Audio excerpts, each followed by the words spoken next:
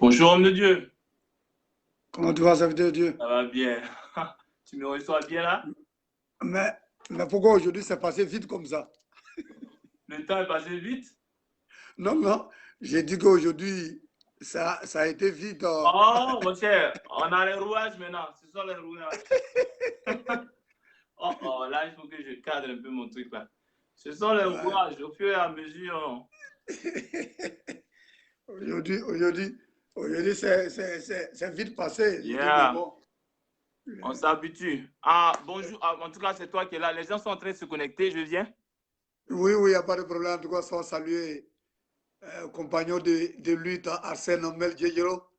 Que Dieu te bénisse depuis la Côte d'Ivoire. Merci à ma soeur Rachel depuis Colombia. Sois salué. Que Dieu te bénisse. Ben.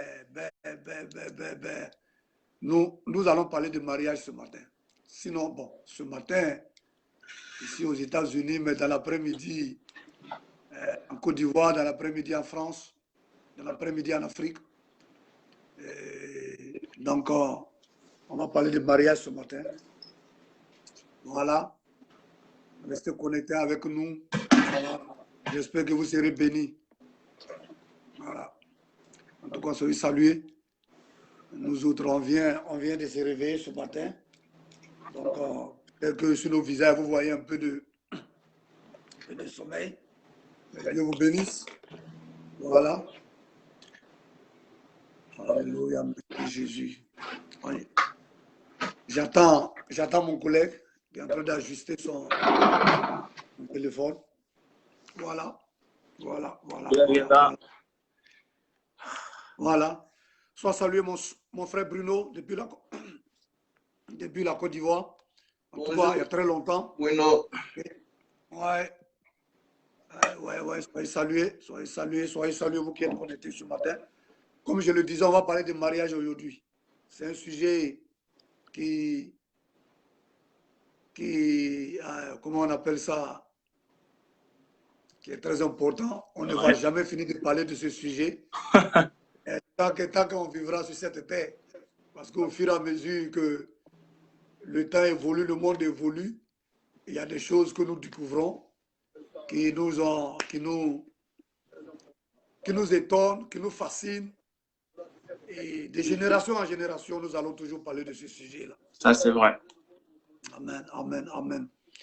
Mais bon, je voudrais qu'on prie un peu. Amen. Voilà.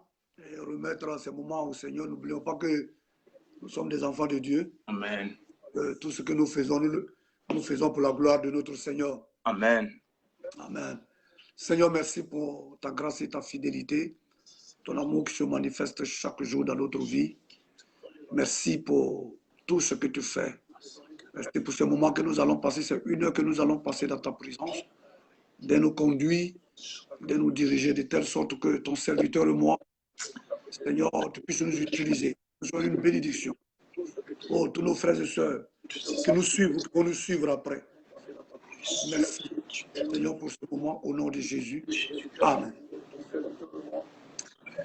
Amen et amen. Amen. Amen. Ok. Nous allons parler de mariage. Dans le livre de Genèse, bon, excuse-moi que je prenne ma Bible parce que cette Bible-là, j'ai là, ça me sert de support. Je vais prendre ma Bible.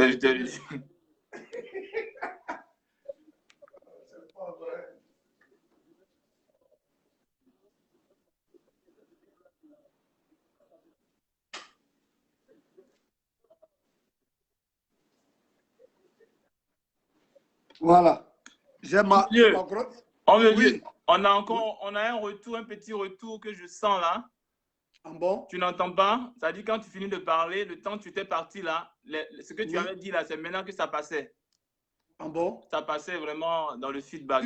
Sinon je t'entends parfaitement. Oh. Tu vois? Bon, on va faire ça rapidement. Puisqu'on connaît les rois, je vais sortir rapidement. Réinvite-moi s'il te plaît. Parce que je suis en train de faire des...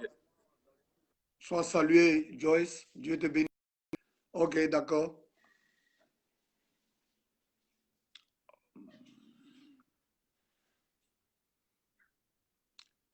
Ok. ok. How am I going to do this? Serge Conan. Oui, mais Serge Conan.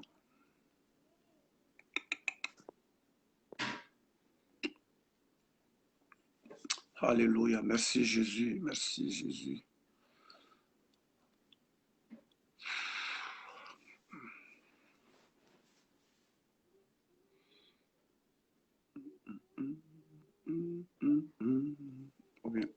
Bon, bien-aimé, nous allons couper et nous allons revenir parce que mon type est parti et je ne le vois plus. Ok, hold on. Serge Kouna, ok.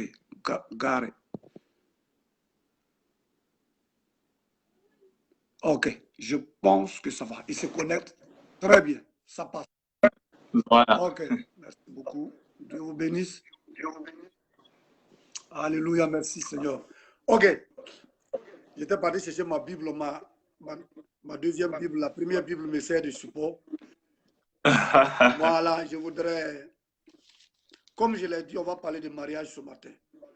Mais avant de commencer, je voudrais lire un passage. Voilà. Genèse 2, 18, je pense bien qu'un passage qui est un peu familier. L'Éternel Dieu dit, il n'est pas bon que l'homme soit seul. Il lui ferait une aide semblable à lui. L'Éternel Dieu forma de la terre. Non, oui, on va s'arrêter à 18. Voilà.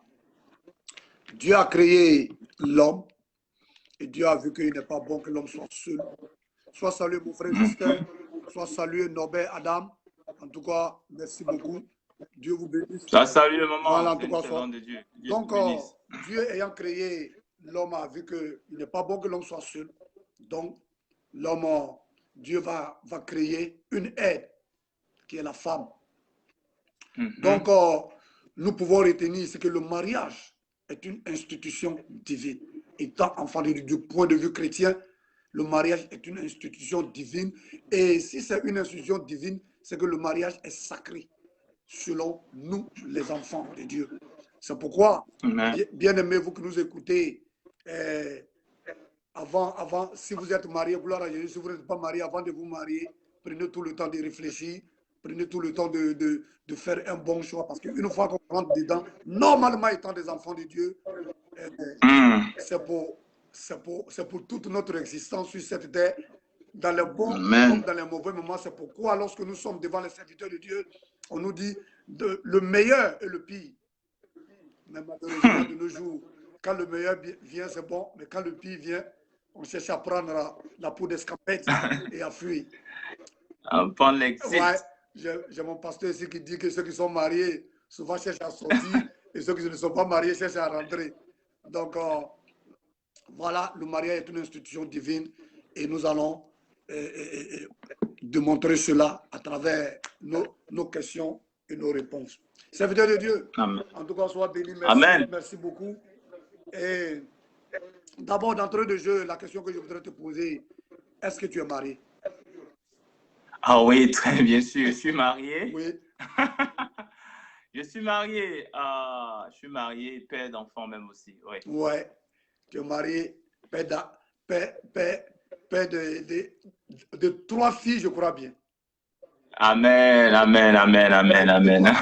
Chez toi, là-bas, il aura beaucoup de dots. Hein?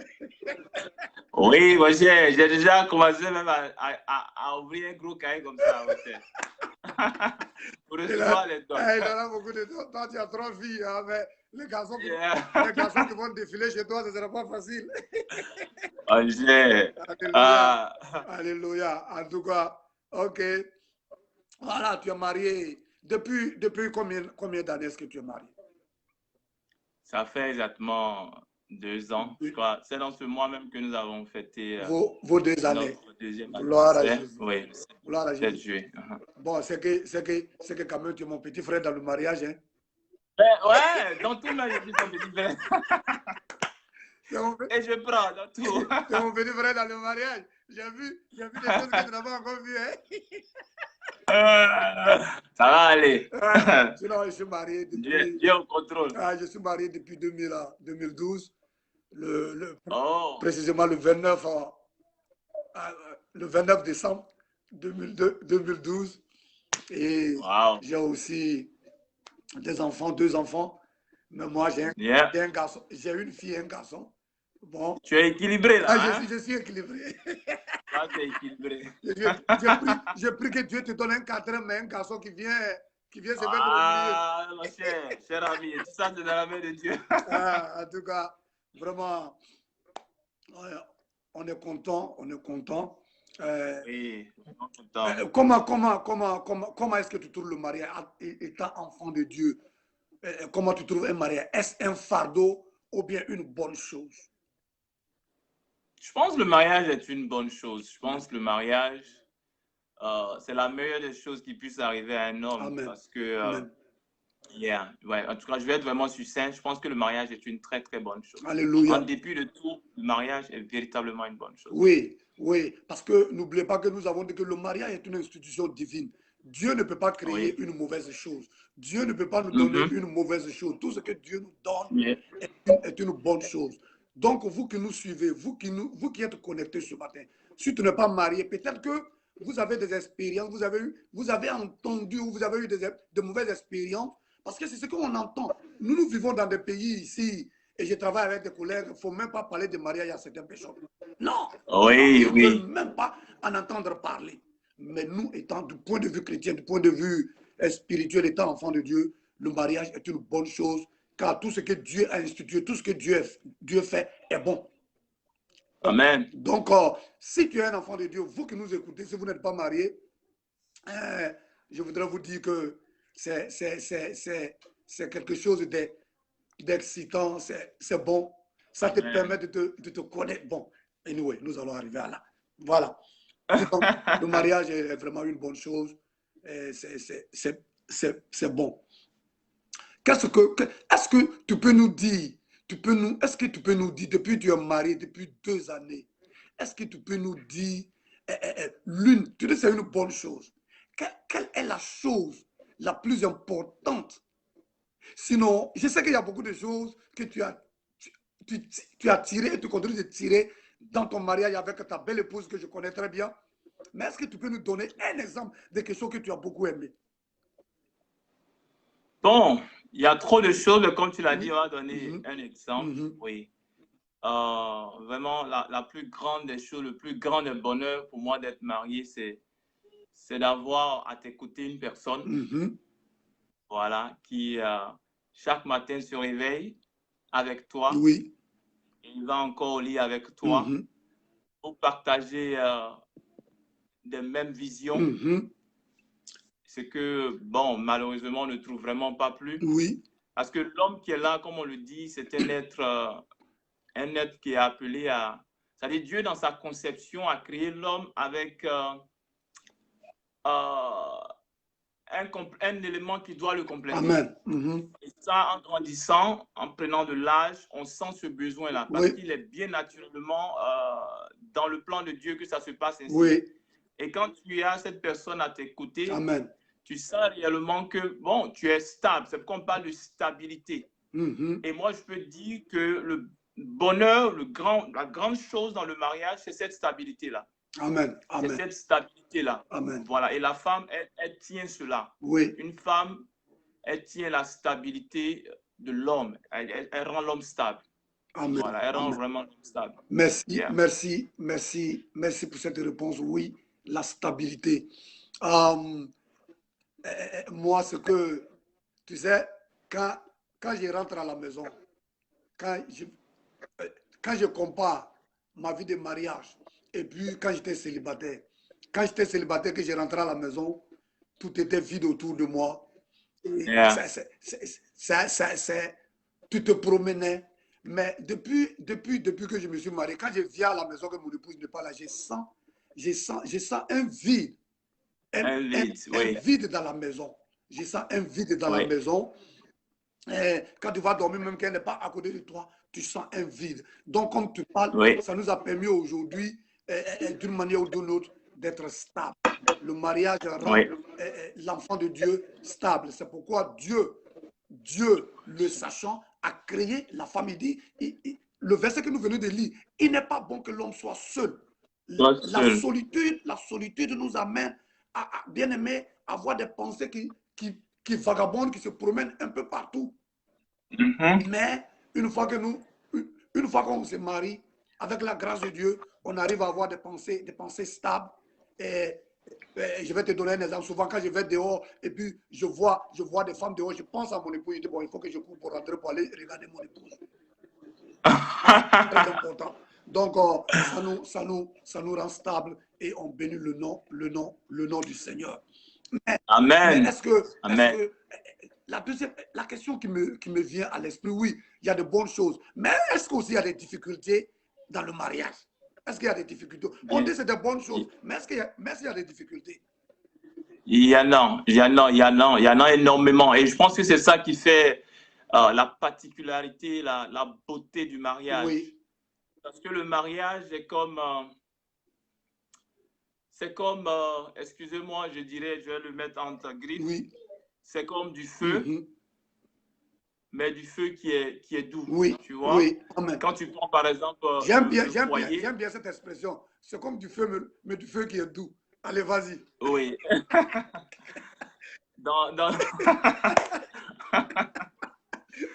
Moi, c'est le métier. C'est ça. C'est le métier, voilà. Tu es rodé maintenant, c'est bon. Amen, amen, amen. Dans nos maisons, nos différentes maisons ici, surtout dans les pays occidentaux, nous avons des foyers.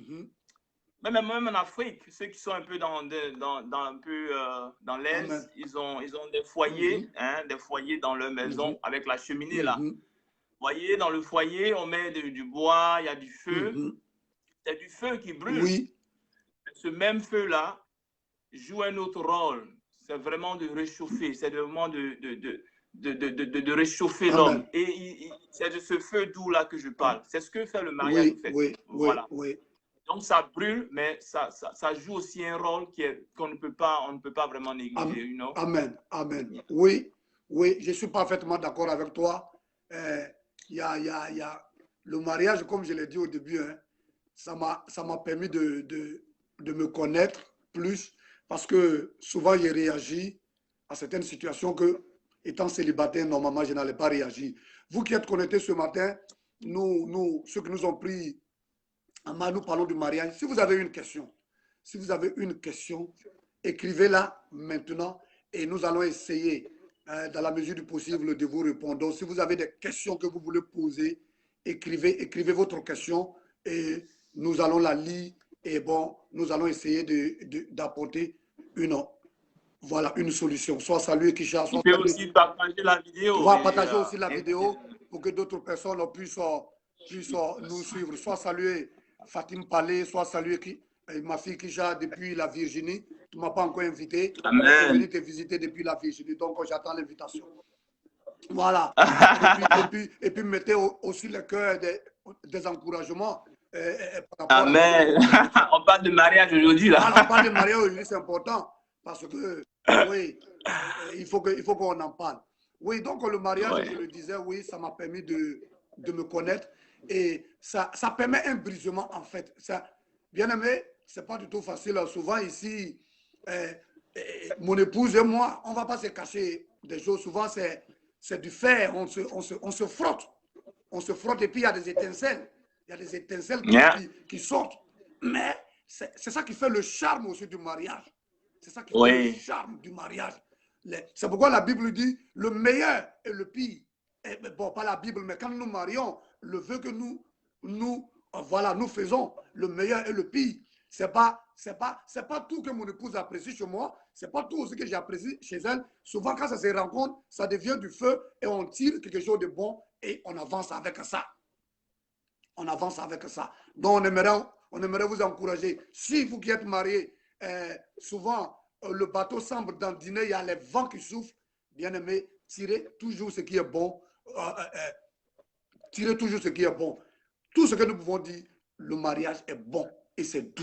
Alléluia. C'est doux, oui, c'est vraiment doux. Mais serviteur de Dieu, d'abord même, tu viens de quel pays? Dis-moi. Je suis de la Côte d'Ivoire. Tu viens de la Côte d'Ivoire. De Timbuktu, oui. Est-ce que ton épouse, excuse-moi de poser cette question, je veux savoir, ton épouse vient du même pays que toi ou est-ce que vous venez du même pays? Non, nous ne venons pas du même pays. Vous ne venez pas du même pays. Oui, Alléluia. oui, oui. Voilà, voilà. Oui. Ça c'est intéressant. Moi, mon épouse et moi, on vient du même pays et souvent on partage un peu les mêmes choses. Tu sais, quand on était au pays quand même, quand on était au pays, souvent ici, on nous disait qu'à l'étranger, quand des bien-aimés vont à l'étranger, qu'ils se marient à une femme de leur pays d'accueil ou bien d'une autre nationalité, ils restent là-bas et ils ne retournent plus, ils abandonnent leurs parents. Ouais. Voilà. Et c'est cette mentalité-là qui nous a animés et qui nous a animés avant que nous ne puissions voyager. Est-ce que tu peux nous parler un peu de cet aspect-là? Toi qui es baoulé, je sais que tu es baoulé, tu viens du centre de la Côte d'Ivoire. Est-ce que tu peux nous parler de un peu ton expérience, partager un peu ton expérience avec nous? Bon, tout d'abord, mon cher collègue, je voudrais dire que nous le disons il y a 2 semaines de cela, 2 semaines d'affilée, en parlant de culture. C'est d'arrache-pied, c'est-à-dire c'est normal. Le fait que souvent la mentalité que nous avons, c'est d'abord dans un premier temps, c'est normal parce que nous avons une culture et dans la culture de tout homme, il est important de se mêler ou bien de se mélanger à ce qui est près de nous, à ce que nous pouvons comprendre le mieux, à ce que nous pouvons palper le mieux, que de peut-être d'aller explorer un autre terrain que nous ne maîtrisons pas. Donc, si je comprends bien cette partie, normalement, ce que tu veux dire que si c'était pour Jean, toi tu es baoulé, c'est mieux de toucher ce qui est baoulé normalement. Oui, voilà, oui, je vais dans la perspective de la culture d'abord. Oui, je vais vraiment aller au fondement pour relever tout ce qui pousse les gens souvent à se, bon, pas à se comporter, mais à avoir ce genre de réflexion. Tout à fait normal dans nos cultures. Je ne parle pas encore de la culture chrétienne, je parle dans nos cultures. C'est tout à fait normal que, bon, voilà Kwasi, voilà Kofi, voilà Kisi. C'est plus facile parce qu'il y a des interactions, il y a des interalliances, il y a des alliances entre les peuples. Et donc, c'est plus facile de pouvoir marier un tel à un autre. Et c'est cette culture-là en nous que d'ailleurs nous transportons partout où nous allons. C'est ça. Qui nous donne d'avoir de telles mentalités. Et c'est pas mauvais. Maintenant, nous parlons maintenant de culture chrétienne. Et là, je voudrais vraiment mettre l'accent dessus. Je voudrais vraiment mettre l'accent dessus parce que bien souvent, ce que nous remarquons, c'est que la tradition a pris le dessus devant la culture chrétienne. Oui. Je m'explique.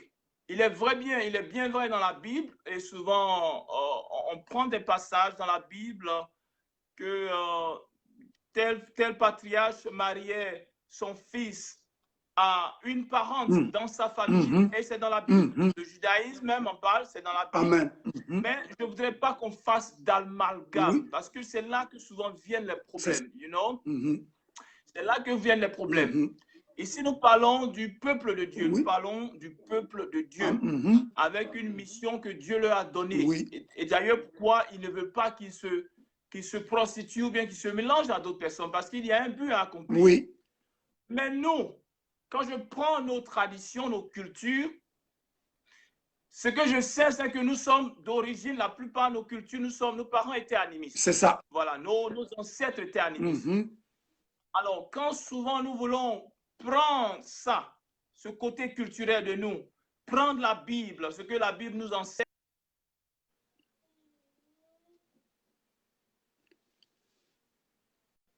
Serviteur de Dieu, la communication, je ne t'entends plus.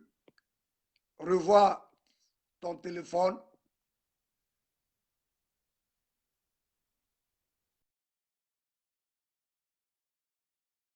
Il est parti. Il est parti. OK. Revois ta communication. Reviens, on va voir. Serge Kona, bring mon caméra up. OK. Excusez-nous, on a été interrompu. je vois grâce divine depuis l'Italie. Que Dieu te bénisse. Amen. Désolé. Amen, amen. C'est un appel entrant. Voilà, c'est quelqu'un qui m'appelait. Je voudrais dire à la personne, si elle me voit, de me rappeler après, parce que nous sommes en train de travailler actuellement. Amen. Voilà. Alors, je disais, c'est un peu cela. Oui. C'est un peu vraiment cela. Donc, cette mentalité, on va en parler après, mais c'est dû au fait que nous voulons mélanger deux choses qui ne vont pas ensemble. Nous voulons faire du forcing dans quelque chose. Voilà, il y a des principes qui sont dans la Bible. Il y a aussi nos cultures. Il est important, je veux le souligner, on va en parler après, de ne pas laisser la tradition prendre le pas sur la culture chrétienne, sur ce qu'on appelle le christianisme. Et ça, je voudrais faire marquer cela d'abord, avant qu'on ne continue. Serviteur de Dieu, tu as dit quelque chose, tu as pris un exemple dans la Bible. Bon, il y a des patriarches qui faisaient marier leurs enfants. Mais bon, ce que je voulais dire, quand on lit la parole de Dieu, il faut placer cette parole-là dans son contexte. Voilà. Voilà. Effectivement. Voilà. Plaçons la parole de Dieu dans son contexte. Voilà. Effectivement. Dans quel contexte ce patriarche est parti chercher une femme pour son enfant dans son pays d'origine? Voilà. Très bien. Voilà. Très belle question. Oui. Quand nous lisons la parole de Dieu, souvent, nous ne plaçons pas les choses dans leur contexte et on part d'une interprétation intellectuelle et puis boum, ça crée des problèmes. Oui, voilà. Oui. Et je suis parfaitement d'accord. Je suis parfaitement d'accord avec toi. Donc, nous allons continuer. Tu as donné un volet, le volet culturel de la question que je t'ai posée. Bon, avec la mentalité qu'on a. Et puis maintenant, toi, ta réalité, ton expérience avec ton épouse qui ne vient pas du même pays que toi. Oui. Qu'est-ce que tu peux nous dire sur ce point-là? Alors, je veux dire ici que le mariage est une institution divine, comme tu viens de le dire. C'est Dieu qui a dit, et je vais le lire, je crois que c'est dans Genèse 2, 24. Oui. C'est pourquoi l'homme quittera son père et sa mère et s'attachera à sa femme et les deux, et ils deviendront une seule chair. Comprenez? Alors, c'est Dieu qui prend un homme et qui l'attache à une femme. Comprenez? Oui. Dans le processus, puisque nous ne venons pas du ciel et que nous avons une famille autour de nous qui nous accompagne. Oui. Bon, je vais utiliser le terme accompagner, qui est autour, qui rentre dans le processus. Oui. Mais je voudrais signifier une chose, c'est un homme et une femme que Dieu lui-même met ensemble. Amen. Vous comprenez? Cela veut dire, autant l'appel au ministère est une institution, un sacrement. Oui. Autant, quoi d'autre? Le mariage, autant l'appel. De la même manière, c'est quelque chose, qu'on le veuille ou non, de personnel. Amen. C'est une rencontre avec Dieu. Oui. C'est une conviction que Dieu met dans le cœur d'une personne, non pas de toute une communauté d'abord, mais d'une personne. Amen, amen, amen. Sois salué, mon frère Paulin. Sois salué. Vas-y, mon frère. En tout cas, c'est très important ce que tu es en train de dire. D'une personne d'abord. Alors, c'est d'abord la personne et l'autre que Dieu a mis ensemble, qui viennent et qui, selon la conviction, parce que je vais insister dessus. Aujourd'hui, le problème qui vient, c'est que les gens ont tendance aujourd'hui à ne pas mettre les choses dans l'ordre qu'il faut. La conviction. Quand je réponds à l'appel de Dieu, c'est une conviction qui me pousse. Ce n'est pas des gens qui m'imposent dans le ministère, mais c'est moi qui, après avoir regardé, après l'expérience que Dieu m'a montrée et la révélation qu'il m'a donnée, je viens dire que je veux servir Dieu. Il en est de même.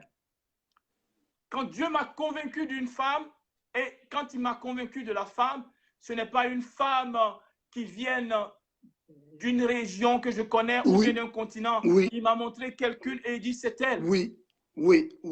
Et c'est à la suite de cette conviction-là que je dis, voici ma femme. Alors, pour revenir à ta question, c'est possible. C'est possible de se retrouver à X kilomètres du monde et de marier ou bien de rentrer dans cette relation amoureuse avec quelqu'un qui se trouve aussi à l'extrémité du monde. Parce que c'est Dieu qui a fait cela. Alléluia, alléluia, alléluia. Voilà. Tu me fais du bien ce matin. Bon, moi personnellement, je vais aussi donner un peu, je vais résumer un peu moi mon expérience.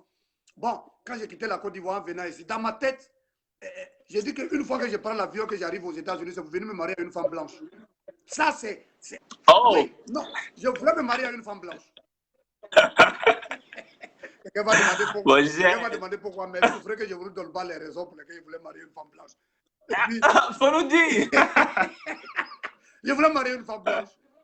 Tu vois, je voulais marier. Et quand j'arrive ici, les réalités du terrain changent.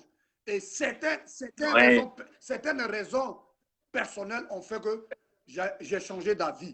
Et puis aussi, le ministère pour lequel j'ai été appelé, bien aimé, moi je vais dire une chose.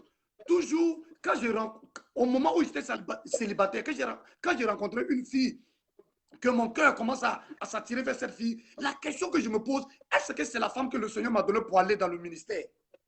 Amen, amen. Voilà ce qui me guidait. Et ça fait que, arrivé à un moment donné, j'ai croisé des soeurs, même dans l'église où je suis actuellement. Mais je n'ai pas eu cette conviction. Tu as parlé de conviction, bien aimé, c'est très important.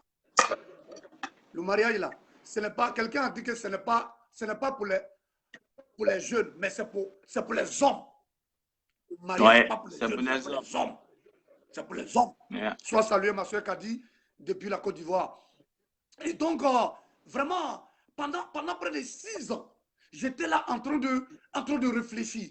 À un moment donné, je me suis posé la question, mais est-ce que j'allais me marier? Même mon frère en Côte d'Ivoire m'appelait pour qu'on puisse en discuter. Mais, bien aimé, je détournais toujours le débat.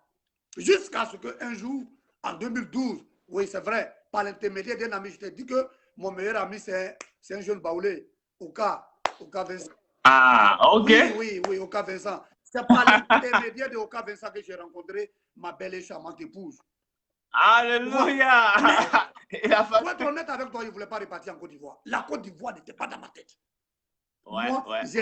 Et j'avais ce proverbe qui disait que, comment on appelle ça, là où on attache le bouton, c'est là-bas qu'il broute. Donc j'avais cette pensée-là. Oui, j'avais une pensée figée. Mais avec le Seigneur, ce sont des ouvertures. Il faut laisser le Seigneur te conduire. Et le Seigneur, au lieu de me donner une épouse, il m'a ramené dans mon pays, en Côte d'Ivoire. Donc, ce n'était pas question de préparer. Moi, dans ma tête, je ne voulais même pas repartir en Côte d'Ivoire pour aller me marier. Je devrais forcément me marier ici. Donc, les mariages mixtes, si je peux m'exprimer ainsi, sont vraiment possibles, pourvu que ce soit une conviction, le plan parfait de Dieu pour toi. Et quand c'est le plan parfait de Dieu que tu es convaincu de ça, je sais que le Seigneur nous conduit tous les jours. Donc, vous qui nous écoutez, n'ayez pas peur. N'ayez pas peur. Nous sommes des enfants de Dieu. C'est pourquoi tout ce que tu fais là, il faut prier, il faut mettre Dieu devant. Il faut mettre Dieu devant. Quand tu mets Dieu devant, il peut être américain, ou bien elle peut être américain, il peut être américain, il peut être ceci. Mais quand Dieu est dedans, ça marche toujours. Alléluia. Voilà. Alors que tu en parles, je ne voulais pas en parler, mais bon, comme tu as souligné, oui, je vais vraiment élaborer un peu là-dessus. D'accord, allez. Je voudrais saluer la sœur Grâce. Grâce vient depuis l'Italie. Merci de Amen. nous suivre. Grâce Dieu soit te bénisse. salué. Voilà, sois béni. Alors, je voulais dire, tu as souligné le préalable. Tu sais, souvent, pour connaître quelqu'un, il faut aller dans son passé.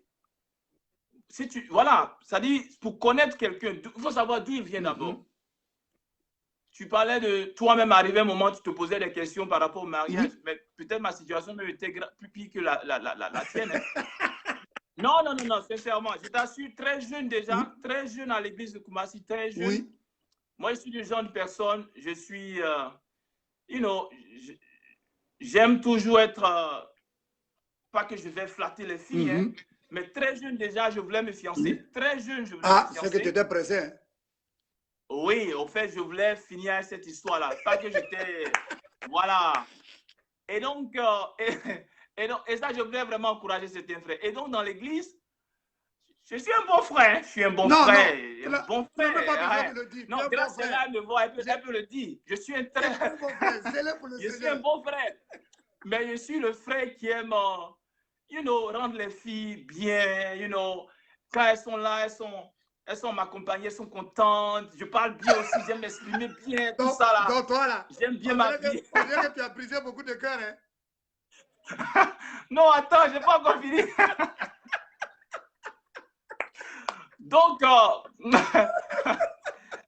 dans ce processus-là, j'ai vraiment rencontré des sœurs. Oui. J'ai tellement voulu me fiancer tôt que je suis entré dans plusieurs des relations. On essaie. Ça dit, je donnais beaucoup de moi-même. Je mettais mon charme, je mettais ma personne en jeu, je mettais tout. Je me rappelle même qu'il y a des sœurs à qui j'achetais des choses que moi-même, je n'ai jamais mangées. Des choses que je n'ai jamais mangées.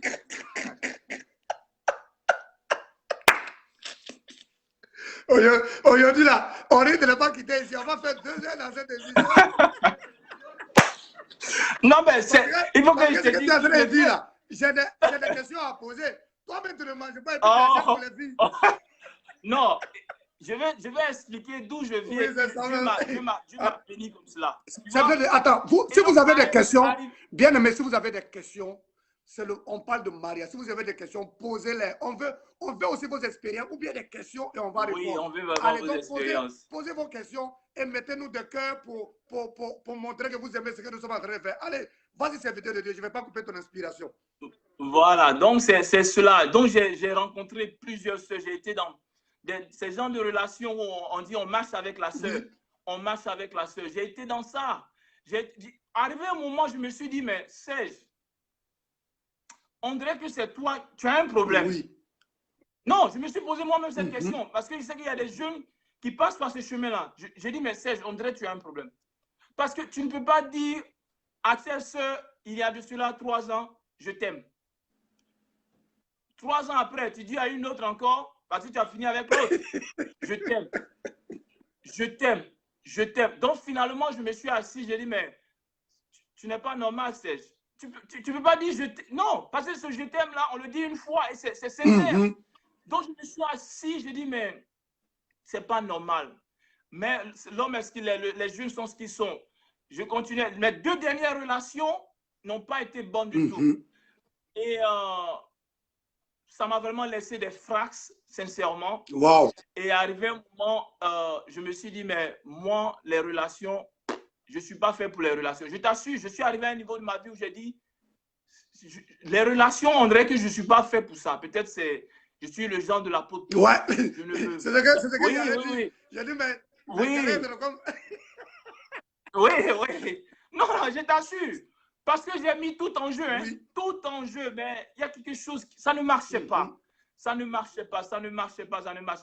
Ma dernière relation à laquelle je mettais toute mon expérience, mon espérance... de Dieu, quelqu'un est en train de... Tu es un gentleman, pasteur Serge. Ouais, ça, c'est... Gloire à Jésus. Tu vois, il y a... Qui a dit ça? José Oula.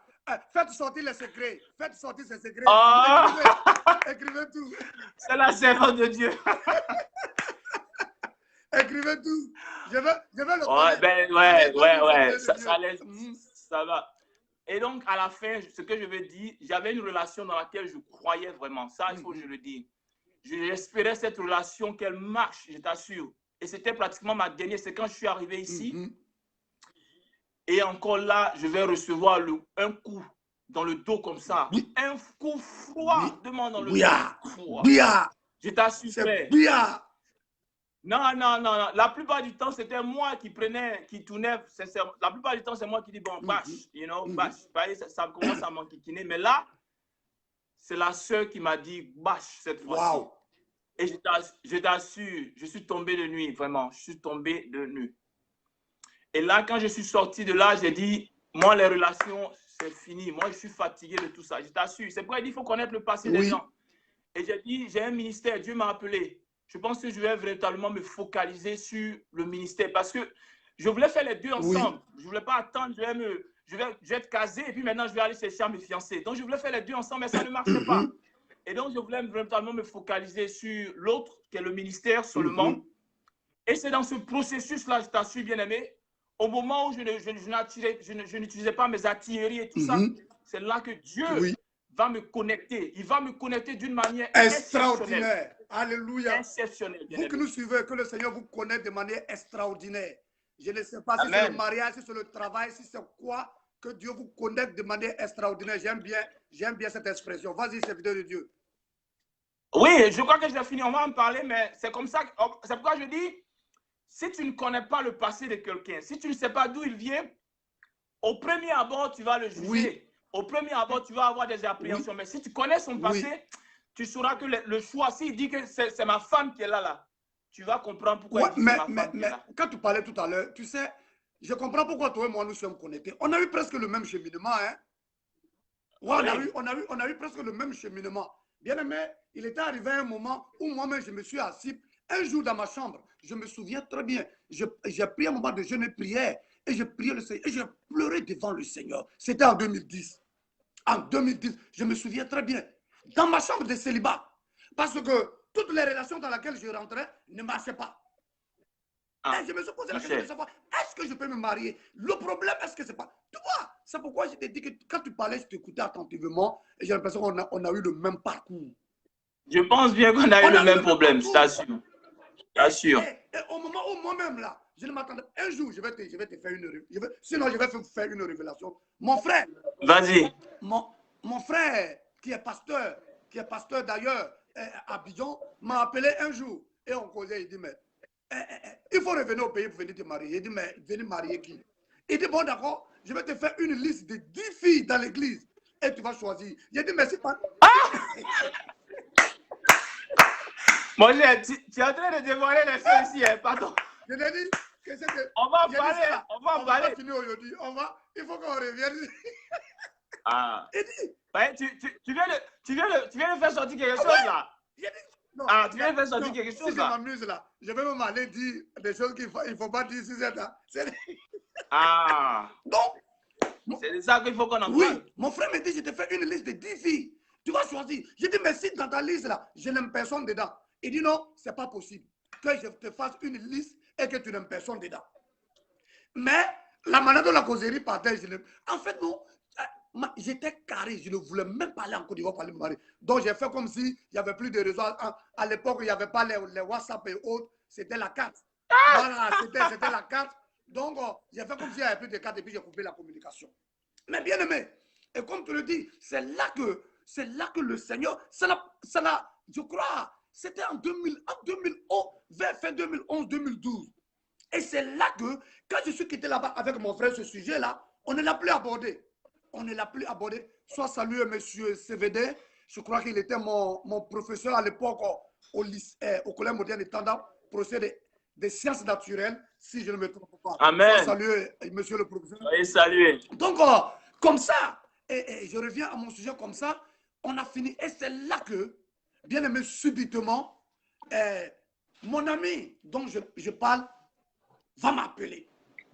Il m'appelle. Il dit, ah, mon ami, et le mariage? Parce que lui et moi, on dit tout. Voilà. Et le mariage, il dit, bon, mon mariage, là, mon épouse est en train de passer, elle est en train de me regarder. Donc, voilà. Donc, j'ai dit, non, mon vrai mariage, là, moi, c'est si sur les pas dedans. Et il me dit comme ça, bon, j'ai une soeur ici.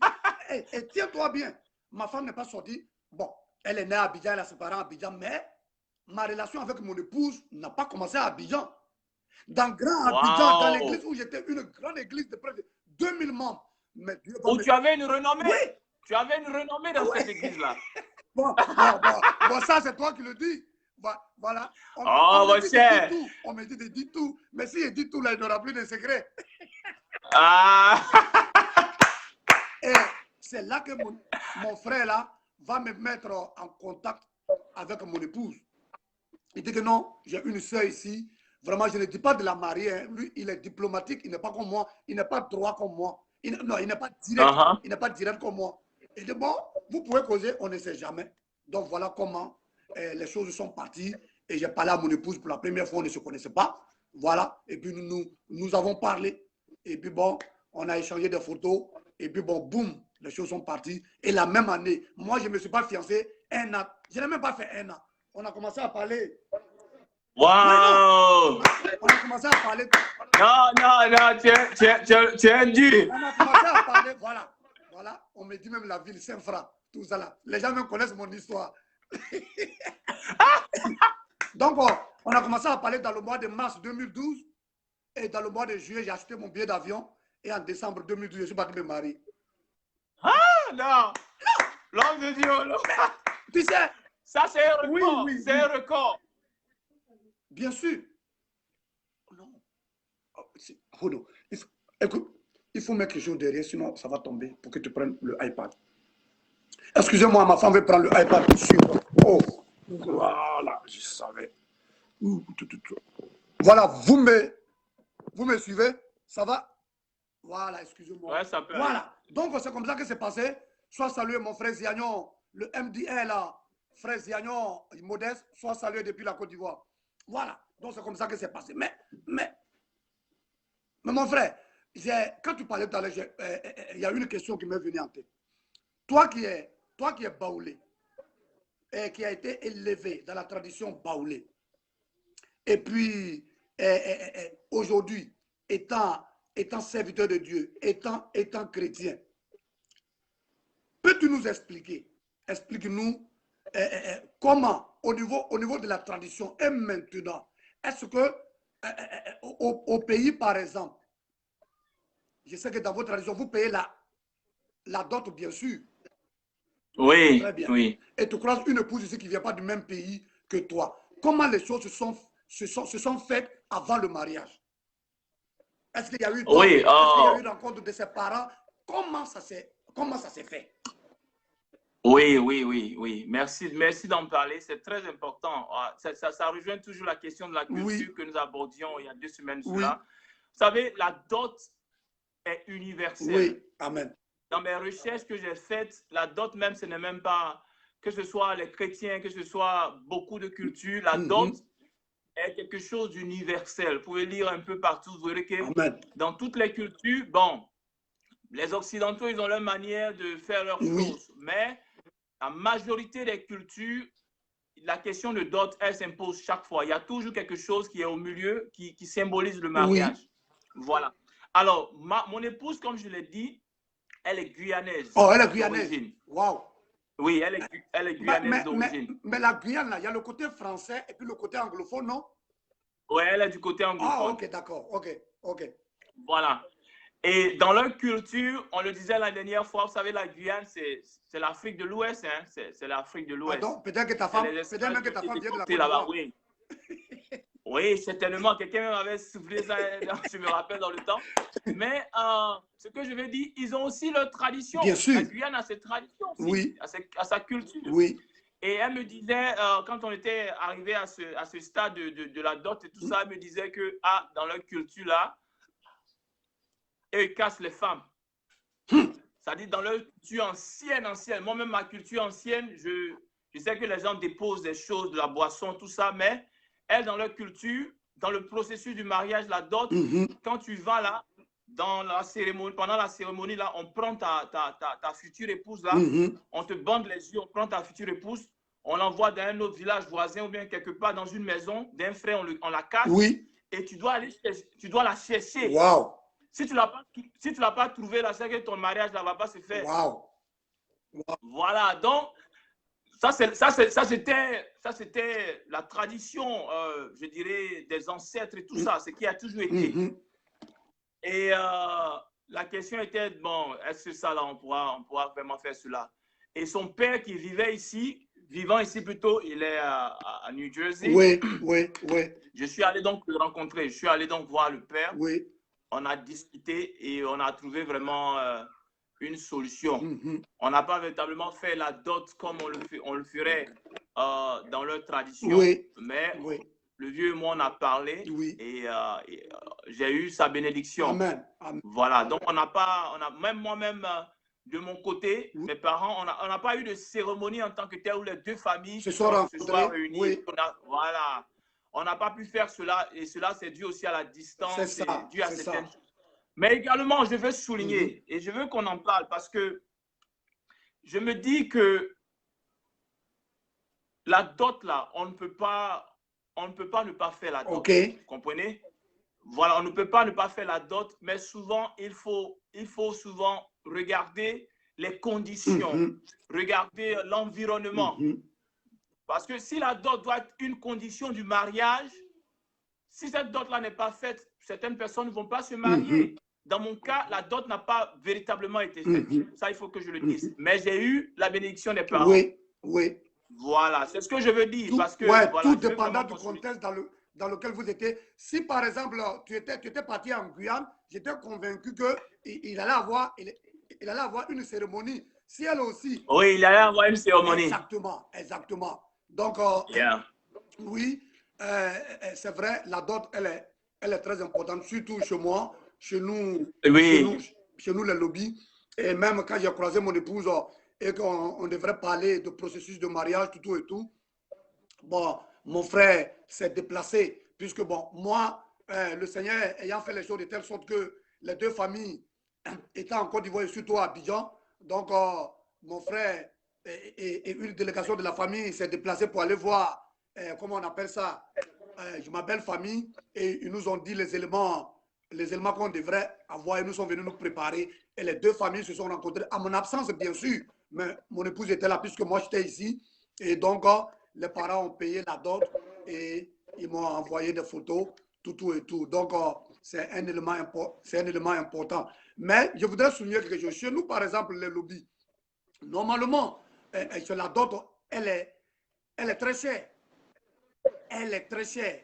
On doit, oui, la dot est très chère. Par exemple, si tu trouves une femme comme mon épouse, une belle femme en forme comme mon épouse, mais tu vas faire comment il s'appelle ce gars-là dans la Bible qui a travaillé? C'est chaud. C'est Jacob. C'est Jacob. Voilà, tu vas travailler pendant 14 ans, 15 ans, 20 ans. Pour payer la dot. On va parler de Jacob. Mais bon, les parents, par la grâce de Dieu, ma belle famille m'a facilité vraiment la tâche. Son papa étant un grand serviteur de Dieu, mon beau-père, voilà, lui, si c'était même pas, peut-être même si c'était pas les autres membres de la famille, son papa m'allait dire, il faut prendre toi parti. Vous êtes des chrétiens, on n'a pas le temps. J'ai béni le nom du Seigneur de ce que je sois tombé sur un beau-père qui est vraiment compréhensif, qui comprend et qui nous enseigne même la parole de Dieu. Donc vraiment, vraiment, la dot, elle est très importante et nous devons, quel que soit le lieu où nous sommes, nous devons le faire. La raison pour laquelle j'ai posé cette question, parce que souvent je cause avec des Américains et j'ai une Américaine que je connais qui allait se marier. Il allait faire un mariage, elle allait faire un mariage au compte. Et quand elle est venue, je lui demandais, mais est-ce que vous avez payé la dot? Elle me demande la dot, c'est quoi? Elle me demande la dot, c'est quoi? Donc, je me suis mis à réfléchir. Elle s'est dit qu'ici, eux, ils ne connaissent pas de dot. Parce qu'on voit des gens, ils se lèvent, ils vont au compte, les deux personnes vont s'arrêter là-bas, ici, des papiers, ils disent qu'ils sont mariés. Est-ce que dans la culture américaine, il n'y a pas de dot?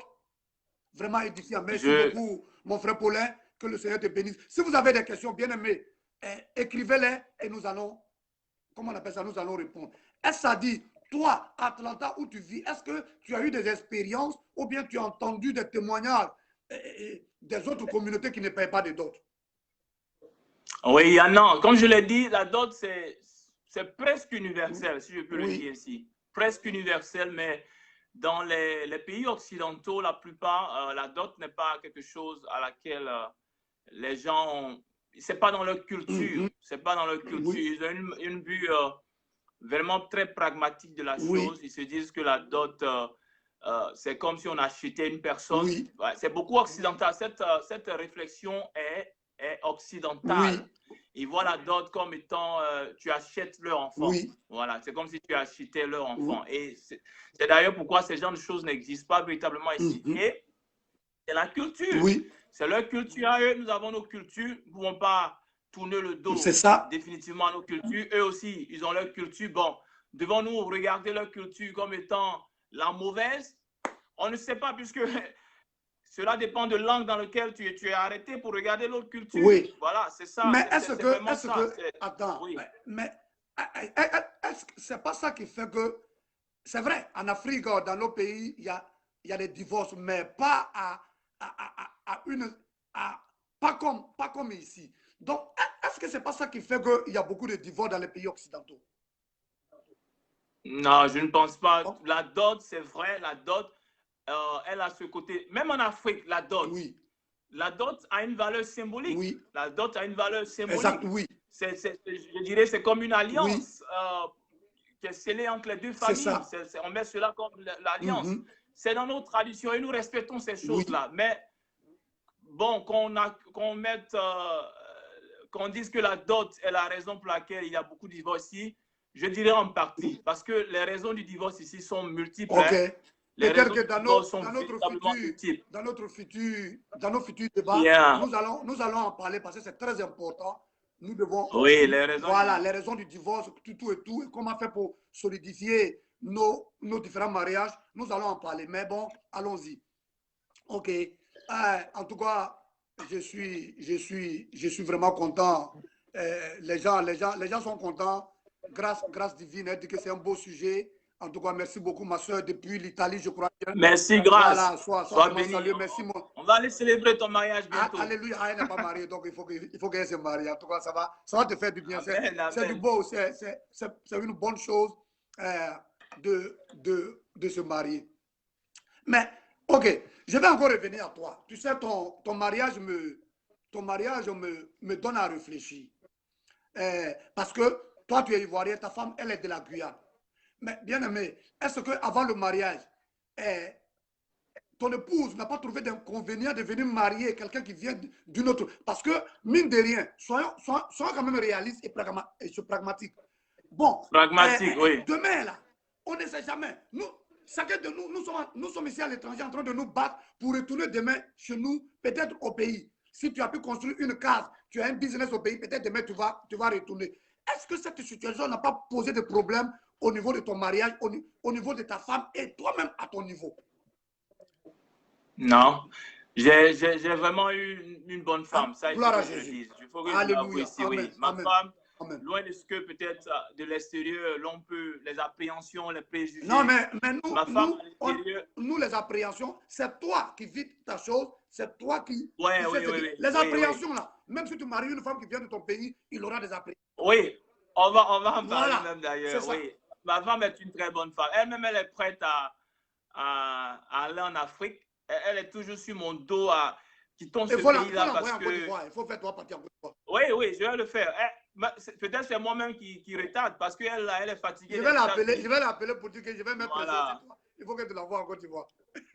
Elle est fatiguée des États-Unis. Elle dit ce pays-là, c'est un système qui est fait pour vraiment briser l'homme. Donc, partons en Afrique, allons dans un pays et puis installons-nous là-bas.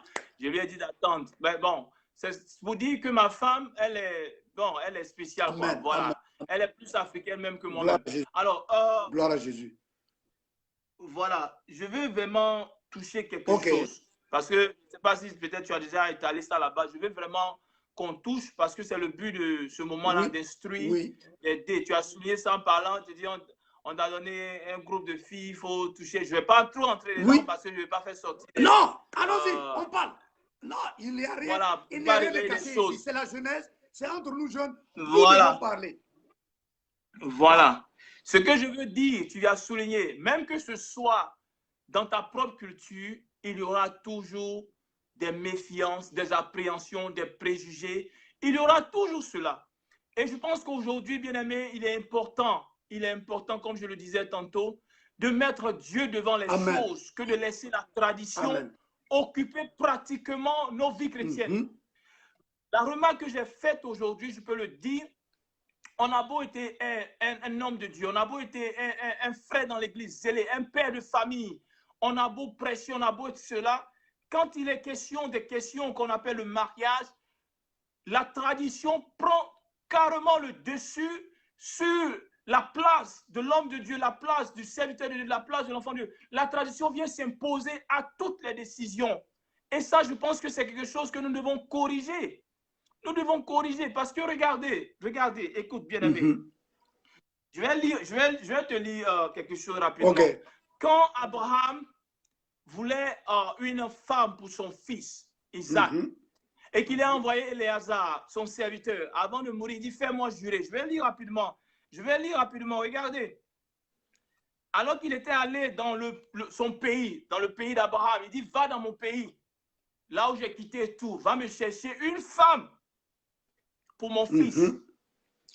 C'est pourquoi je rejoins nos parents qui veulent qu'on marie effectivement nos parents, nos maris, ceux qui sont à côté de nous. C'est biblique aussi. Dans la tradition qu'elle a, c'est vraiment biblique. Mais écoutez quelque chose. Il fit reposer les chameaux sur leurs genoux hors de la ville, près d'un puits, au temps du soir, au temps où sortent celles qui vont puiser de l'eau. Voilà ce qu'Élisa va faire. Et il dit, Éternel Dieu de mon Seigneur Abraham, fais-moi, je te prie, rencontrer aujourd'hui ce que je désire et use de bonté envers mon Seigneur Abraham. Oui. Voici, je me tiens près de la source d'eau. Alléluia. Et les filles des gens de la ville vont sortir pour puiser de l'eau. Que, voilà le verset, que la jeune fille à laquelle je dirai, penche ta cruche, je te prie, pour que je boive, et qui répondra, bois, je te donnerai aussi à boire, je donnerai aussi à boire à tes chameaux, soit celle que tu as destinée à ton serviteur Isaac. Et par là, je connaîtrai que tu uses de bonté avec mon Seigneur. Je m'arrête là. Il y a deux choses ici. Il y a nos cultures. Et ça, on ne peut pas s'en détourner. C'est pourquoi nous faisons la dot. C'est pourquoi nous appelons les parents au pays. Les parents parlent entre eux, les hommes de Dieu parlent entre eux. Ça, c'est nos cultures. On ne peut pas s'en détourner. Mais on ne peut pas contrebalancer le fait que dans la question du mariage, il y a ce côté personnel, ce côté individuel, ce côté de la conviction, ce côté du signe. Voilà ce que Élisée a dit.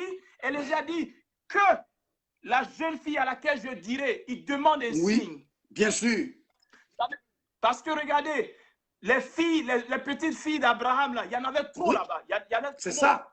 Ça pouvait être n'importe qui, mais c'est laquelle parmi les baoulés. Si je dois me marier à une baoulée, si je dois me marier à une bété, si je dois me marier même dans une fille dans l'église, c'est laquelle parmi ces filles-là?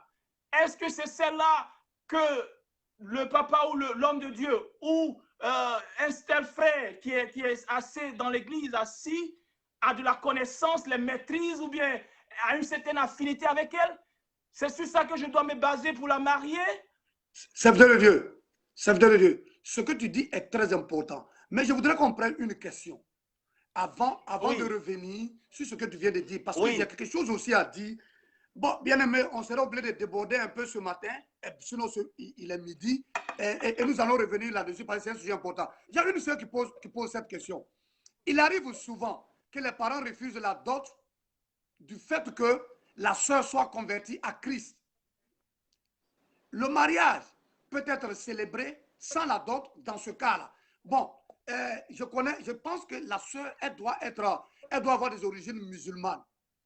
Tu vois qu'elle se convertisse à Christ et qu'elle veut se marier, que les gens veulent aller payer la dot chez les parents musulmans, par exemple, chez les parents qui ne connaissent pas le Seigneur. Souvent, ils refusent. Est-ce que dans ce cas-là, la sœur demande, est-ce qu'on peut célébrer le mariage sans la dot? Voilà de belles questions. C'est pourquoi je dis, voyez la question de la dot, c'est symbolique.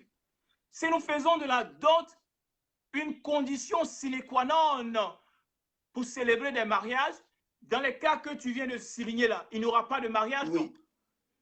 Il n'y aura pas de mariage. C'est-à-dire c'est en fonction des situations que nous essayons donc de les adapter. C'est pourquoi je me dis, et je le dis chaque fois, il faut mettre l'histoire, la tradition à l'épreuve du temps. Il faut éprouver nos traditions à l'épreuve de l'évolution des connaissances, de tout ce que nous apprenons. Quand je deviens chrétien, j'ai une nouvelle nature. J'ai une nouvelle nature. La dot, c'est vrai, dans nos traditions, même dans la Bible, dans le judaïsme, c'est des choses qui existent. Mais est-ce que cet élément symbolique-là doit conditionner le fait que Dieu dit un homme quittera son père, sa mère, s'attachera à une femme? Est-ce que cela doit empêcher que des personnes se marient? Si, dans la mesure de l'impossible, on ne peut pas le faire, est-ce que cela doit empêcher cela? Voilà une question que je pose. En tout cas, je vais dans le même sens que toi et dis à notre sœur Kadi, qui est encore connectée, que moi je pense, et je crois que par expérience et par les témoignages, puisque j'ai vécu avec des serviteurs de Dieu, j'ai entendu ce genre de cas-là. Et j'ai vu ce genre de cas. Les gens ont utilisé toutes les voies pour que les parents puissent, les parents non chrétiens, ou bien les parents, en tout cas les parents non chrétiens qui refusent que leur fille se marie sous prétexte que la fille est devenue chrétienne ou bien l'homme est devenu chrétien, ils ne veulent rien en avoir. on utilise de la sagesse, on utilise toutes les voies de recours pour amener ses parents avec des délégations, des personnes, l'entourage, tout et tout. Mais si nous faisons, nous exploitons toutes ces voies de recours et que le parent, sinon les parents sont sur leur position et ne veulent rien comprendre, étant enfant de Dieu, il y a d'autres possibilités. On ne peut pas aussi se baser sur ça, le fait que le père que tu es devenu chrétien ou bien chrétienne, on ne peut pas accepter. Je pense que toujours le Seigneur nous donne de la sagesse. Les serviteurs de Dieu trouveront un moyen toujours pour que ce mariage soit célébré. On ne peut pas gâcher la vie d'une soeur, d'un frère, sous prétexte qu'il est devenu chrétien, et donc on ne peut pas accepter sa dot, on ne peut pas accepter qu'elle se marie, et la personne doit rester là, puisque tu ne vas pas retourner faire ce que tes parents font, que ta foi chrétienne, tu la maintiens. Je pense que le mariage doit se faire, mais toujours les serviteurs de Dieu qui vont célébrer ce mariage-là trouveront toujours des voies pour que ce mariage, et ce mariage doit, normalement ça doit se faire. On ne peut pas ne pas célébrer le mariage. Mais comme Dieu nous donne toujours de la sagesse, Dieu va toujours donner de la sagesse aux serviteurs de Dieu pour que le mariage le fasse. Comme le serviteur de Dieu, Serge vient de le dire, la dot ne doit pas conditionner, comment on appelle ça, nos mariages. Nous sommes à l'étranger ici. Supposons que tu viens, tu rencontres une fille ici et il n'y a pas possibilité de payer dot. Tu fais comment? Tu fais comment? Mais même au pays, il y a plusieurs cas, des gens n'ont pas payé des dots. Oui, bien sûr. Il y a des gens qui ne payent pas les dots là-bas. Oui. Il y a des cas. Dans notre tradition, même chez nous les lobbies, souvent même là, le garçon, quand les parents ne veulent pas comme ça, et ceux qui ne sont pas, quand tu n'es pas chrétien, bien sûr, la fois passée, j'en ai parlé, on prend la femme et puis on fuit avec la femme. Tu vas faire quoi? Ouais. Le garçon prend la femme et puis il fuit, ils s'en vont quelque part, soit dans un pays étranger ou bien dans une ville où, au moment où tu vas te rendre compte, la fille a fait des enfants. Tu vas faire quoi? Le papa, là, tu vas tuer la vie, tu vas tuer les enfants. Donc, ma soeur a dit, voilà ce que nous pouvons dire. Toujours est-il que les voies de recours pour aller voir les parents, essayer de les amener à comprendre.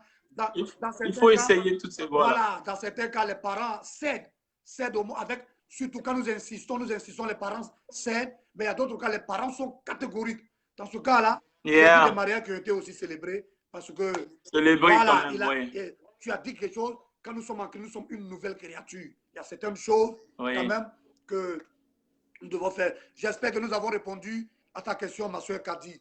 Bon, le temps passe tellement. Mais serviteur de Dieu, tu étais en train de développer quelque chose tout à l'heure et je t'ai interrompu.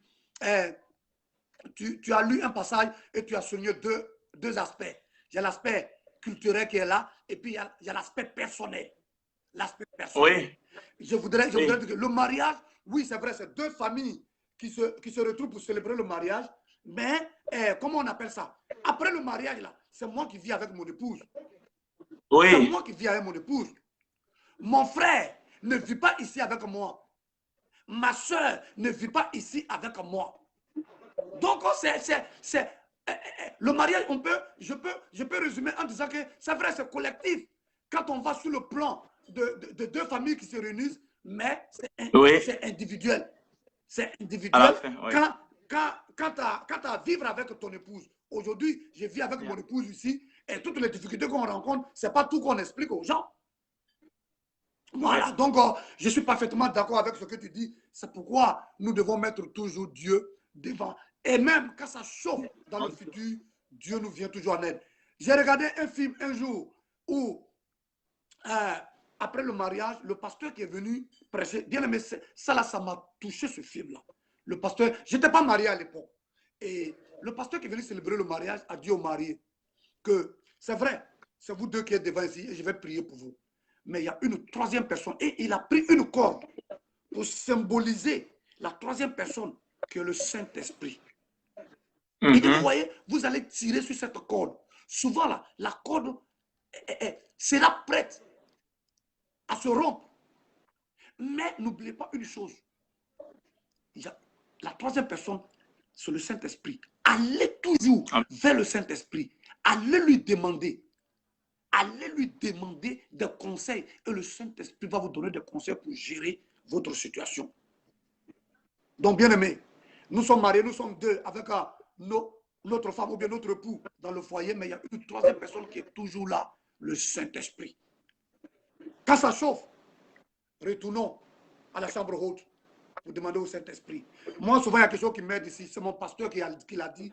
Et j'aime beaucoup ça. Quand mon épouse et moi, nous sommes en désaccord par rapport à certaines choses, quand je vais, je demande toujours je me pose toujours cette question. Si c'était Jésus, qu'est-ce qu'il allait faire? Amen. Et ça m'amène à des meilleurs sentiments. Amen. Ça m'amène à des meilleurs... Si c'était Jésus, est-ce qu'il allait partir et puis rester dehors? Et puis abandonner son épouse et puis ses enfants? Je vais vous donner un exemple et puis je vais m'arrêter là. Un jour, mon épouse et moi, nous avons eu des désagréments. Bien aimé, je suis sorti de la maison et je suis parti dormir dehors. Je ne suis pas allé me coucher avec une femme. Je précise ça. Voilà. Non, je suis parti dormir. Juste à côté, il y avait un motel là-bas, il dormit là-bas. Mon pasteur m'a appelé pour lui dire rentrer à la maison. Je lui ai dit, il ne rentre pas. Non. Mais c'était un dimanche. Le lendemain, lundi, je suis allé au travail. Directement. En ce moment, j'avais ma fille, je crois qu'elle avait 1 ou 2 ans. Et quand je suis rentré, après le travail, j'ai réfléchi, j'ai dit non, tu es un mauvais capitaine. Le Saint-Esprit m'a dit que tu es un mauvais capitaine. Pourquoi tu es un mauvais capitaine? Parce que vous êtes sur l'eau avec le bateau. Et l'eau commence à rentrer, et puis toi, tu sautes du bateau, tu te sauves, et tu laisses ton épouse et puis ton enfant périr dans l'eau. Yeah. Non, bien aimé, ça m'a touché le cœur, et j'ai dit, quel que soit Alpha, quel que soit ce qui va se passer dans mon foyer, nous tous, on n'a qu'à brûler dedans. On n'a qu'à brûler, yeah. Pour aller dormir dehors et puis laisser. Et si, en venant, quelque chose était arrivé à mon épouse et puis à mon enfant, tu allais de regretter cela. Yeah, tu allais de regretter toute ta vie. Donc, il y a toujours le Saint-Esprit qui est là et qui nous soutient. En tout cas, bon, serviteur de Dieu, nous avons épuisé notre... Yeah. Il y a des gens qui attendent, ils sont sur le sujet, ils disent que c'est le sujet édifiant. Tu sais, les gens aiment le mariage, ils aiment le sujet sur le mariage. Ouais, mon cher, les gens aiment le mariage. Mais il y a plusieurs aspects. Il y a plusieurs aspects. Yeah. Et yeah. je pense. Mais, ok, je vais te poser une dernière question. La question est revenue. Est-ce que dans votre culture, les parents peuvent choisir une femme avant de venir sur le plan spirituel? Est-ce que les parents peuvent choisir une épouse pour leur fils? Est-ce que ça s'est fait? Oui, ils le font. Les parents le font, et c'est ce que je dis, c'est ce que je suis en train de, j'essaie vraiment de mettre l'accent dessus, la tradition et la culture spirituelle, la culture chrétienne. Oui. Mais est-ce que c'est mauvais? Est-ce que c'est mauvais? Bon, c'est pas mauvais, il y a deux choses, c'est ce que je dis, il y a deux choses, c'est pas mauvais. Parce que dans ça, il y a des gens qui trouvent leur femme. Il y a des gens qui trouvent leur femme dans ça. Oui. Et ça marche pour eux. Oui. Ça marche pour certaines personnes, puisque quand les parents connaissent les deux familles, le but, c'est quoi? C'est d'être capable de régler les problèmes quand il y a des problèmes. Oui. Et ce genre de famille-là, ils se connaissent, donc facilement, on peut régler les problèmes. On peut régler toute situation, comme ce que tu expliquais là. Ils se connaissent, donc c'est facile, les alliances, ils peuvent se connaître. Oui. Mais quand nous quittons là, que nous devenons chrétiens, nous avons une nouvelle culture, la culture de Dieu, une culture chrétienne, où on ne fait vraiment point d'acception de personne, où Dieu demande d'aimer nos ennemis, d'aimer même d'autres personnes, d'accepter ceci et cela.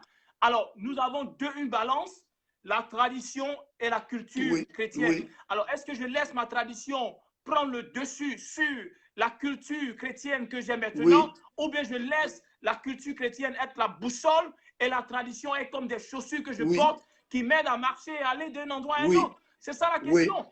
Aujourd'hui, les gens, c'est plutôt le contraire. Quand il s'agit de mariage, automatiquement, c'est la tradition qui prend le dessus. Ils regardent autour d'eux. Telle fille, ma fille, je la connais, il faut la prendre. Je répète, pour certaines personnes, ça marche. On leur donne une femme, on leur présente une femme, comme dans ton cas, on présente une femme, toi-même tu regardes, tu apprécies, tu aimes. Ça marche pour certaines personnes. Ce que je déplore, on ne doit pas faire de cela une loi, on ne doit pas faire de cela une méthode magistrale par laquelle tout le monde doit passer. Ce n'est écrit aucunement, nulle part dans une Bible. Alors, il ne faut pas faire de cela une loi. C'est possible, mais il ne faut pas faire de cela une loi. J'entends des gens dire, écoute, frère, c'est déplorable. Comment quelqu'un qui vient se marier dans une église, on lui dit, mais non, nous, les Atiers, on ne marie pas les Burkinabés. Nous, les Atiers, on ne marie pas les Baoulés. Nous, les Atiers, on ne marie pas les Bétés. Nous, les Baoulés, on ne marie pas les Agnis. Ça, c'est dans une église que les gens parlent comme ça. Ce sont des chrétiens qui parlent comme ça. La tradition prend le dessus sur la culture chrétienne. Oh là là. Bien-aimé. Tu vois? Oui. Et je t'assure que ça existe. Oh non, mais bien sûr. Bien-aimé, vraiment, je sais que c'est un sujet qui est vaste, beaucoup d'aspects. Il y a l'aspect d'autres, il y a l'aspect même organisation de mariage. Souvent aussi, là, on a parlé de d'autres, mais souvent les gens demandent tellement de choses souvent. Donc, mais bref, ce sont des sujets. Je pense que nous allons reformuler ce sujet-là et nous allons revenir là-dessus, bien aimé, parce que c'est très important pour pouvoir éclairer les jeunes gens aujourd'hui qui veulent se marier. Est-ce que c'est mieux de se marier en Afrique avant de voyager ou bien venir ici, venir se marier? Tout ça, là, ce sont des aspects. Oui. Ce sont des aspects que nous devons aborder tous nos bien-aimés à pouvoir véritablement faire le bon choix. Nous ne détenons pas, nous ne sommes pas des détenteurs exclusifs du savoir. Nous parlons par rapport à nos expériences. C'est pourquoi nous vous demandons de nous suivre. Si vous avez des questions, si vous avez des suggestions, si vous avez des témoignages, faites-le. Et ça veut dire que je pense que ce sujet-là aussi, il serait important qu'on puisse voir dans notre entourage pour trouver un jeune pour pouvoir participer à cette émission. Soit un jeune célibataire ou bien un jeune qui vient de se marier pour pouvoir nous partager aussi son expérience. Ça va vraiment nous faire du bien. Ça va aider. On ne veut pas allonger notre émission. Il y a beaucoup de choses à dire, mais nous allons revenir sur le sujet le samedi prochain. Ou bien, je ne sais pas si tu as quelque chose d'autre dont tu voulais qu'on aborde rapidement 5 à 6 minutes et puis nous allons clôturer. Je pense que j'avais envoyé. Oui, attends, je vais voir rapidement la question. Oui. Bon, on va en parler. Le mariage aux États-Unis, c'est possible. On va parler de cela. Voilà, c'est possible de se marier aux États-Unis. Comme tu l'as dit, ça doit faire l'objet peut-être de notre rencontre. Exactement. Voilà. Mais bien, il y a le processus, par exemple, le processus du mariage qu'on connaît en Afrique, à comparer avec le processus du mariage ici aux États-Unis. Oui. On veut vraiment les mettre côte à côte et puis vraiment en parler. Amen. Voilà. Ça aussi, c'est quelque chose qu'il faut en parler. Amen. C'est quelque chose qu'il faut en parler. Donc, voilà. Donc bien aimé, nous voulons vous encourager. On a beaucoup à dire sur ce sujet-là. On a beaucoup d'espérance. Nous commettons tellement d'erreurs. La jeunesse d'aujourd'hui, nous commettons tellement d'erreurs que souvent, ça débouche sur des divorces. Et après, on trouve que non, le mariage n'est pas bon. Moi, je ne vais plus me marier. Non. Le mariage est une bonne chose. Tout ce que Dieu a institué, tout ce que Dieu a fait, tout ce que Dieu a créé, la Bible nous dit que Dieu est omniscient. Dieu ne va jamais faire quelque chose ou bien ne va jamais instituer quelque chose sans que ça ne soit bénéfique pour ses enfants. Si ce que Dieu a fait n'a pas été bénéfique pour toi, c'est que le problème n'est pas Dieu, mais le problème c'est toi. Ou bien le problème, c'est nous, ses enfants. Tout à l'heure, je lisais le livre de Néhémie avant que nous ne puissions commencer l'émission. Néhémie 9, quand tu lis ça, le peuple d'Israël, après avoir reconstruit les murailles de Jérusalem, étant en train de... Ils ont fait un moment de jeûne et prière et de moment de confession. Et ils ont dit quelque chose, dans ce que j'ai lu, il y a quelque chose qui a attiré mon attention. Il dit que Dieu a fait sortir les enfants d'Israël de l'Égypte. Et dans le désert, leurs habits ne se sont jamais usés pendant 40 ans. Ils n'ont pas eu d'enflure de pied. Le Seigneur les a conduits. Mais le peuple s'est assis là. Ils ont fabriqué un Dieu et ils voulaient repartir en Égypte. Le Seigneur a pardonné. Ils ont fait ceci. Dieu a pardonné. Chaque fois que... ils ont cité plusieurs choses. Le peuple a dit, chaque fois que Dieu les livrait à une situation, Dieu avait toujours compassion. Et ils ont dit que tout ce que Dieu faisait était bon.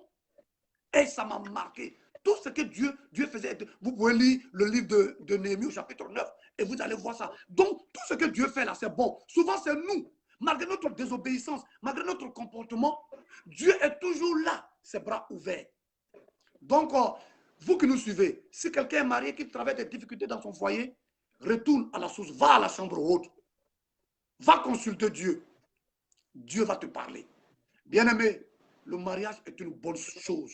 C'est excitant. C'est bon. Ça nous fait du bien. Donc nous encourageons tous ceux qui ne sont pas mariés à se marier. N'écoutez pas les expériences. Comme le serviteur de Dieu l'a dit, c'est une vie personnelle. Fais ton expérience personnelle. Et tu verras ce que le Seigneur va faire pour toi. Nous revenons sur le sujet le samedi prochain. Donc nous vous demandons de vous connecter. Si vous avez des questions, vous qui connaissez le frère Serge, envoyez-lui votre question. Vous qui êtes amis avec moi, envoyez vos questions et nous allons faire le questionnaire. Le questionnaire ensemble et nous allons essayer de répondre. Donc, vraiment, envoyez-nous vos questions. Vous pouvez les écrire, vous pouvez les envoyer en texte si vous avez nos WhatsApp, nos messages, nos messengers autres, ou bien vous pouvez nous appeler pour donner vos témoignages. Si vous voulez qu'on dise votre nom, on dira votre nom. Mais dans les semaines qui arrivent, on va faire intervenir un jeune marié et un jeune célibataire pour clôturer ce débat-là. Serviteur de Dieu, que le Seigneur te bénisse. Amen. Tu m'as vraiment édifié ce matin par ton témoignage, ton mariage. Tu m'as vraiment édifié. Amen. Et je salue ton épouse.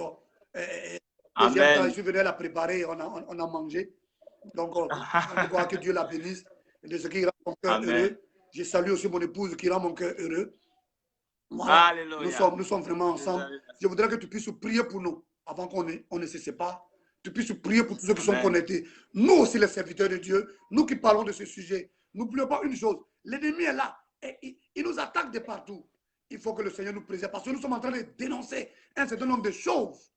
Et l'ennemi ne sera jamais content pour que nous fassions ressortir ces secrets pour que nos jeunes gens se marient. L'ennemi nous maintient dans la peur pour qu'on ne se marie pas, ou bien quand on se marie, va créer des confusions pour qu'on se sépare.